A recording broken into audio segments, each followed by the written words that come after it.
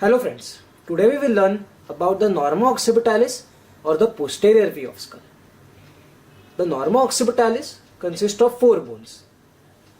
The 2 posterior part of parietal bones, the squamous part of occipital bone and the mastoid part of the temporal bone. These bones are divided by sutures. This is the posterior part of sagittal suture that divides the 2 parietal bones. This is the lambdoid suture that divides the squamous part of occipital bone from the 2 parietal bones.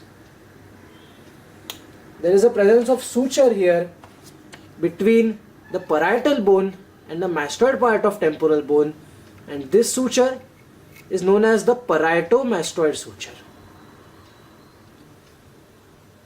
The suture between the squamous part of occipital bone and the mastoid part of temporal bone is known as the occipito-mastoid suture. Now let us see some of the important bony landmarks.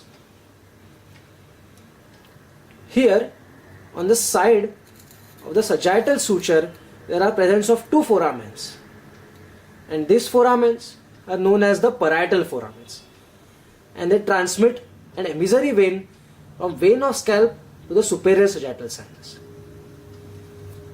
There is a point between the 2 parietal foramens, and this point is known as the abelion. The abelion is the site of degenerated third eye. Here at the intersection between the sagittal suture and the lambdoid suture there is a point, and this point is known as the lambda, as it looks like the Greek word lambda. About 1 to 2 months of life there is a gap here, and this gap is known as the posterior fontanelle. And so the posterior fontanelle is a site of lambda in adults. This prominent structure of the Norma occipitalis is known as the external occipital protruberance, on the side of which are the superior nuchal lines. The external occipital protruberance is the demarcation between the Norma occipitalis and the Norma basalis. The most prominent structure of the external occipital protruberance is known as the inion. Above the inion there is the occipital point. Sometimes 1 centimeter above the superior nuchal lines there are presence of lines, and these lines are known as the highest nuchal lines. There is a presence of foramen here on the mastoid bone, and this foramen is known as the mastoid foramen.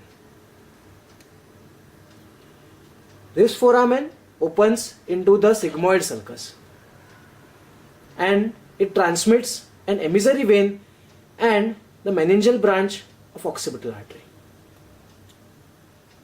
Sometimes at the apex of occipital bone there is a presence of small bone here, and this bone is known as the interparietal bone.